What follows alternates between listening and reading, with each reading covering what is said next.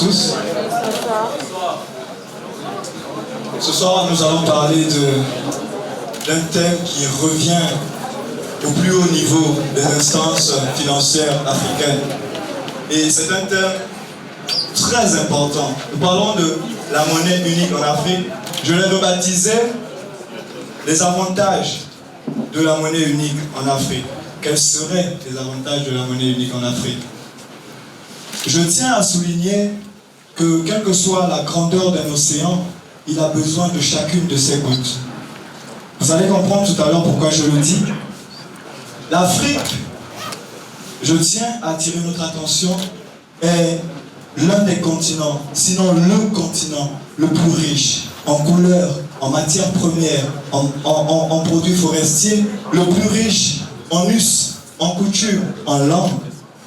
L'Afrique est un continent tellement riche que nous ne pouvons pas exploiter toutes ces richesses.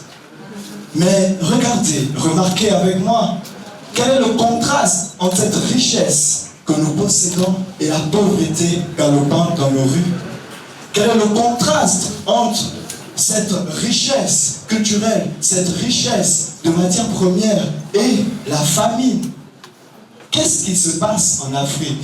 Laissez-moi vous répondre qu'il est question ici d'ego démesuré. Il est question ici de volonté personnelle à s'enrichir en oubliant que nous avons un lendemain à préparer.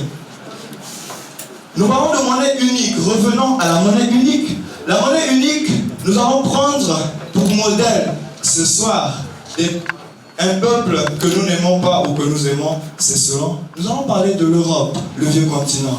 Ils ont la monnaie aujourd'hui, la deuxième monnaie la plus forte et aussi l'une des monnaies les plus fortes de l'économie, c'est-à-dire dans ce qui concerne les taux de change, l'euro est une monnaie assez forte et aussi une monnaie qui a de grandes parts sur le marché international. C'est un modèle que nous allons essayer de calquer à celui que nous voudrions voir en Afrique, parce que jusque-là, nous n'avons pas de monnaie unique en Afrique. Mais quels sont les avantages alors d'une monnaie unique?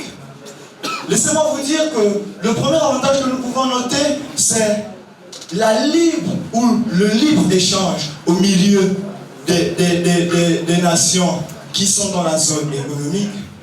Le libre-échange va faire en sorte que la demande augmente, les consommations augmentent. Il y a encore un autre avantage, c'est que la monnaie unique favorise la concurrence. Et la concurrence fait en sorte que les entreprises baissent leurs coûts de production et de facto, les prix baissent, ce qui augmente le pouvoir d'achat.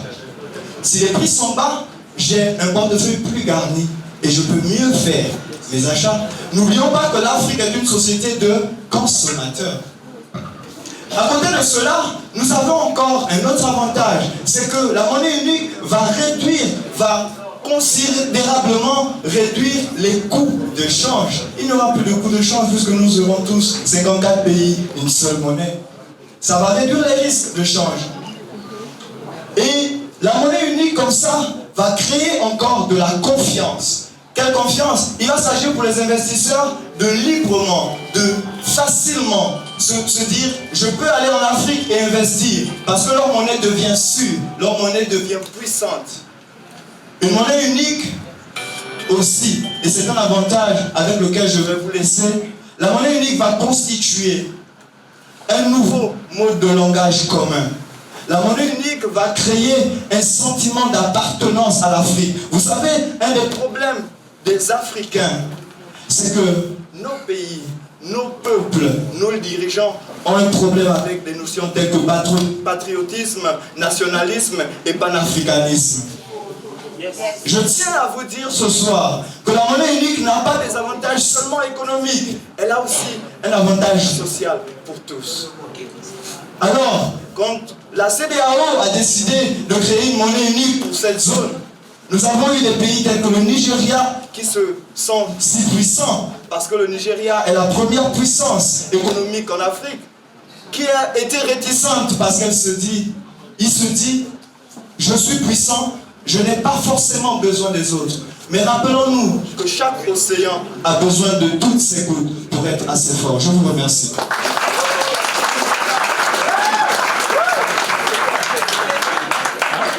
Merci à M. Joël Nathan.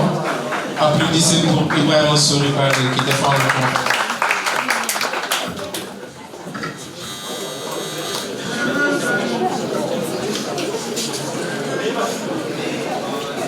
compte. Bonsoir. Je m'appelle Ibrahima Sory Baldé, comme le présentateur l'a tantôt dit, et je suis étudiant en licence 3 de management juridique et fiscal au sein de l'université de l'entreprise AFIE. Pour commencer, je jure devant vous et devant Dieu de dire la vérité bien que la vérité.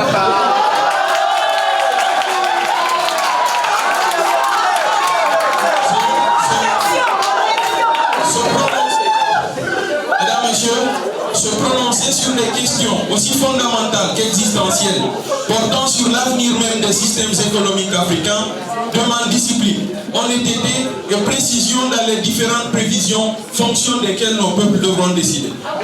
Par conséquent, bien qu'il s'agisse d'un concours oratoire, je tiens tout de même à sortir de la passion et de la subjectivité dans lesquelles nos élites nous ont longuement plongé, parmi lesquelles nous avons M. Joël Nathan. C'est dans cette optique d'objectivisation de mes ressentis que je dis non à la monnaie unique pour un certain nombre de raisons. Premièrement, bien qu'il s'agisse du continent africain, avec la caractéristique d'une culture partagée, il y a en réalité des disparités politiques, économiques, sociales, technologiques et sécuritaires qui sont sous-entendues dans l'expression Afrique commune. Ces disparités posées localement les problèmes de la gestion de l'hétérogénéité des économies et des sociétés africaines qui doivent être prises en compte avant d'envisager toute monnaie unique.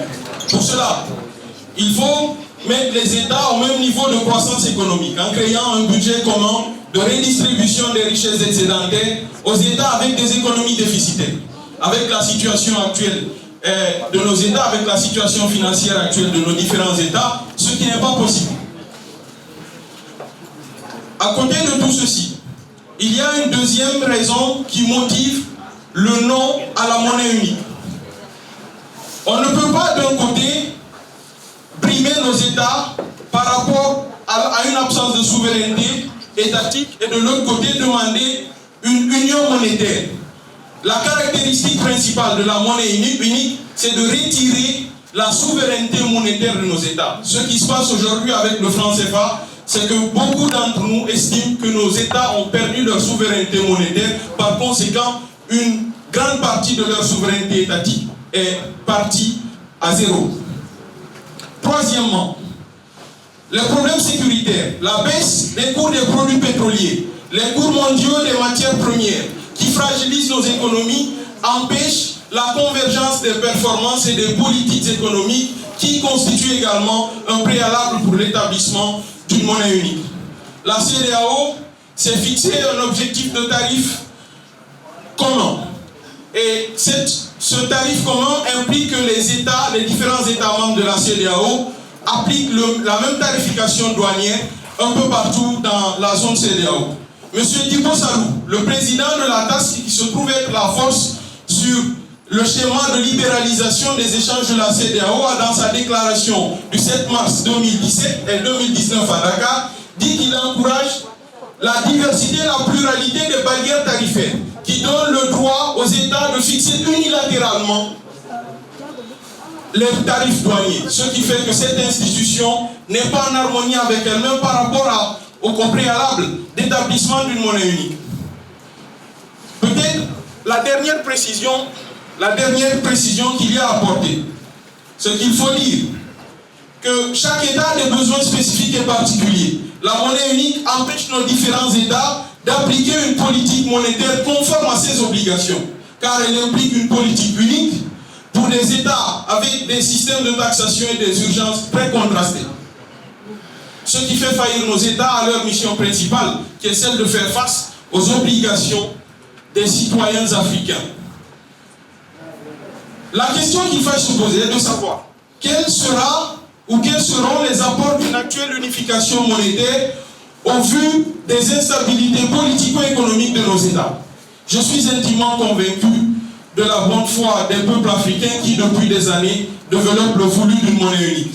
Je suis également de ceux qui croient fortement aux retombées positives d'une intégration monétaire. Mais au même moment, j'estime que le combat pour cette monnaie unique est un combat injuste et prématuré au regard de toutes les crises ou de tous les crimes économico-religieux et politico-ethniques qui tuent les uns et les autres un peu partout en Afrique. Les problèmes qui s'opposent à nous, c'est la guerre du Nigeria, du Zimbabwe, du Tchad, du Soudan, de la Côte d'Ivoire, un peu partout en Afrique, qui tue des millions d'individus et qui coûte des milliards d'euros. La réponse à ces problèmes n'est pas la monnaie unique, la justice. La justice qui devra soulager veufs et veuves, orphelins et orphelines et toutes les victimes de guerre. La réponse à ces problèmes, c'est la redistribution équitable de nos richesses. La réponse à ces problèmes, c'est la scolarisation et l'éducation des millions d'enfants qui sont exploités dans des champs de mines. Mesdames, Messieurs, j'exhorte par conséquent aux États et aux politiques justice pour tous les crimes et justesse dans la gestion. Aux citoyens, j'exhorte l'acceptation de l'autre. Aux organisations communautaires d'intégration, le respect des préalables d'établissement d'une monnaie unique, qui sont entre autres la convergence des performances la convergence des performances et des politiques économiques, mais aussi la gestion des disparités des sociétés africaines, car le salut de l'Afrique passera par là. Je vous remercie. Je tiens à insister et à revenir sur la place de la zone euro dans l'économie mondiale. Vous savez, à côté de la zone euro, il y a la Chine, qui est aujourd'hui un cadre de l'économie mondiale. À côté de la zone euro, il y a les USA. Mais revenir encore que les USA, c'est 50 pays qui se sont réunis autour d'une même conviction, autour d'une même monnaie. Mais pourquoi me dire? Vous pensez qu'à ce moment-là, aux USA, il n'y avait pas de problème d'injustice? Il n'y avait pas de problème de redistribution? Ou qu'à ce moment, il n'y a pas de problème de redistribution aux États-Unis? Mais pourquoi parle-t-on alors dans ce cas de township comme en Afrique du Sud? Vous savez, le problème, c'est que chaque État africain, essayant de se départir avec sa propre monnaie, n'ira nulle part. Nous pensons être riches. Je parlais tout à l'heure du Nigeria, qui est suivi sûrement de l'Afrique du Sud avec à peu près 276 milliards de PIB par an, ou encore de l'Égypte. Mais tous ces pays ne figurent même pas dans le top 20 des pays les plus riches du monde. Pensez-vous qu'on va aller où en prônant la politique de l'individualisme monétaire?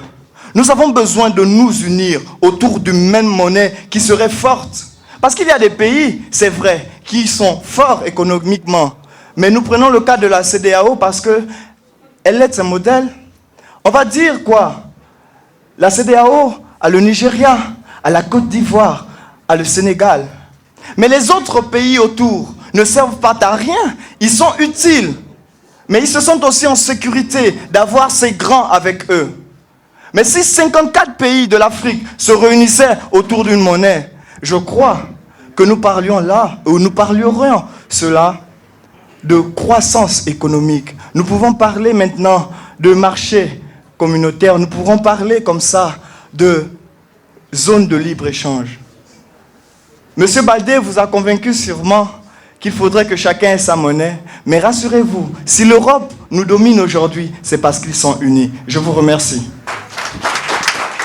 Joël a comparé l'Union monétaire européenne à une soi-disant union monétaire africaine. Mais ce qu'il ne dit pas, c'est que l'euro n'est pas une monnaie unique, c'est une monnaie commune. Il y a une différence entre la monnaie unique et la monnaie commune, parce que la monnaie unique retire la souveraineté monétaire aux États, comme je l'ai tantôt dit, et la monnaie commune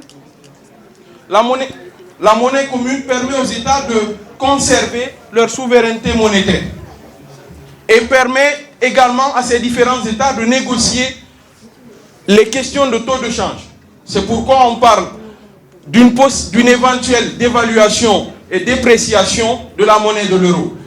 Premier argument. Deuxième argument, comparer la zone euro à une union monétaire africaine, je tombe des nues parce que tout simplement, la maturité étatique du continent européen est supérieure à celle du continent africain.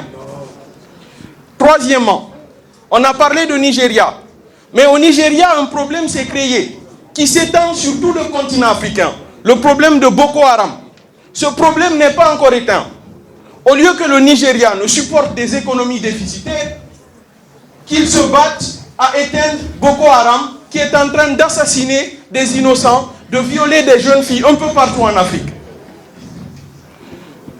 Je ne sais plus trop, il y a eu quel autre argument. On est en train de parler d'union autour d'une question monétaire. Prenons un exemple sur le Sénégal. On traite les étrangers de gnac. Cette question d'union sociale n'est pas réglée. On veut régler une question d'union monétaire. On met les charrues avant les bœufs. Non.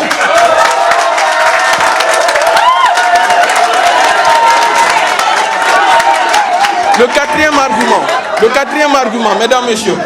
Le quatrième argument est de dire que l'union monétaire des différents États africains permettra la stabilisation de la monnaie de nos économies. Mais quelle est l'image que l'Afrique dégage aux yeux des investisseurs internationaux, sachant qu'il y a des viols impunis, des crimes de journalistes, de la dictature, de la gabegie financière dans nos différents États? Quelle est l'image que l'union monétaire va changer de la perception de la communauté internationale au regard des systèmes juridiques et économiques de nos États? Je crois à cette phrase qui dit que l'association des pauvres aggrave la pauvreté. Je vous remercie. Alors, pour ce qui est de la seconde thématique, est-ce que l'Afrique doit ou l'Afrique peut avoir une monnaie unique? Je pense que la réponse, elle est totalement affirmative. Mais on peut se poser la question de savoir, est-ce que c'est le moment opportun? Est-ce qu'il est possible, à l'heure où je parle, que l'Afrique se dote d'une monnaie unique? Alors, je ne vais pas donner ma pensée par rapport à cette question parce qu'elle n'a pas été soumise à mon appréciation. Alors, je pense bien que toutes les prestations ont été à la hauteur. Notre soif intellectuelle a été apaisée. Je pense bien que toutes celles et tous ceux qui sont ici dans cette salle sont très contents de voir les différentes prestations. Sous peu, le jury va accoucher pour donner les résultats à celles et ceux qui ont toutes et tous donné leur opinion. Je félicite et je dis bon courage pour l'avenir. Merci.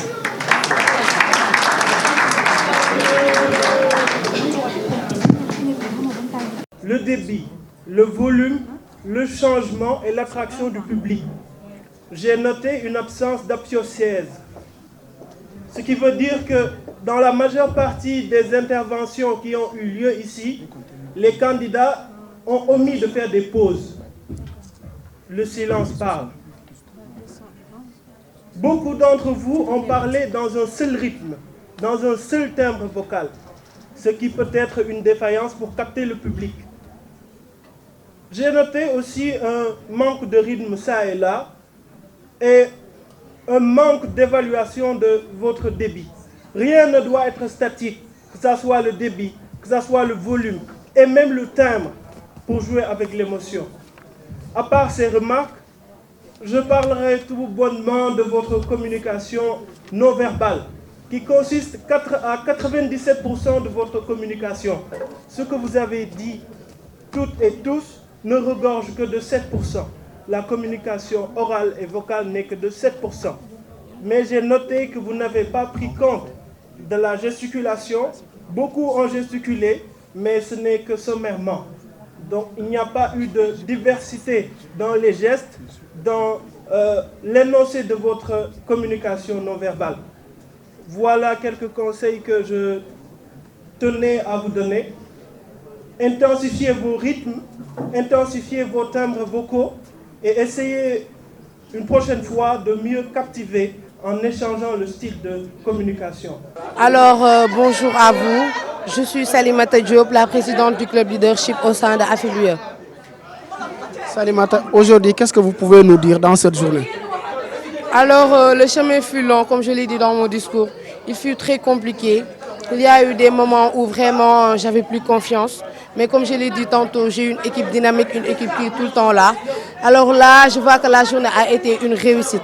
Donc je ne peux dire que je suis vraiment très contente, très honorée et je félicite tous les membres de mon équipe.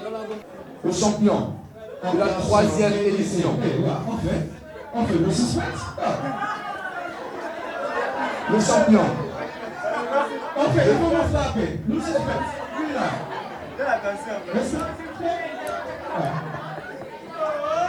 Le champion, le meilleur orateur de la 3e édition du concours d'oratoire 2018-2019.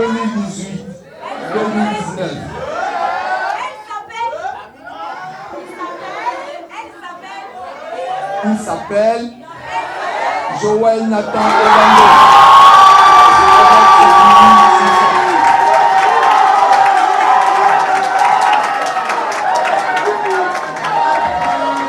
Et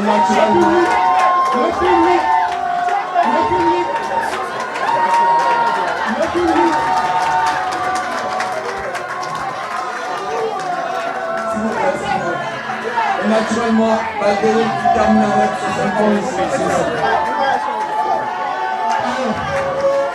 Restez, on n'a pas encore fini. On va passer à la remise de l'eau.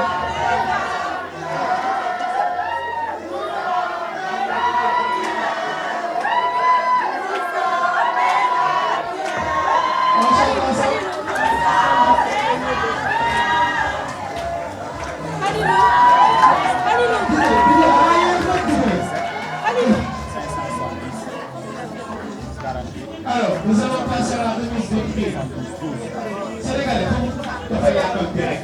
il y a que les Sénégalais qui sortent de la salle. Mais on met les prix. On va appeler. Monsieur Sam.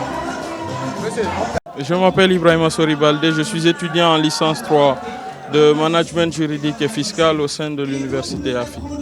Ibrahim, vous avez participé au concours d'art oratoire. Est-ce que je peux savoir ce qui vous a motivé, ce qui vous a passionné à participer à ce concours? C'est premièrement le challenge et l'envie de découvrir beaucoup plus parce que les thématiques qui nous ont été soumises ont été des thématiques vraiment qui nous ont poussé à faire beaucoup de recherches et on a appris beaucoup de choses. Donc c'était pratiquement pour l'apprentissage et pour le challenge. Alors je m'appelle Joël Nathan Ombaro. Je suis étudiant en management des affaires internationales à l'université de l'entreprise AFI. Johan, qu'est-ce qui vous a passionné à participer à ce concours?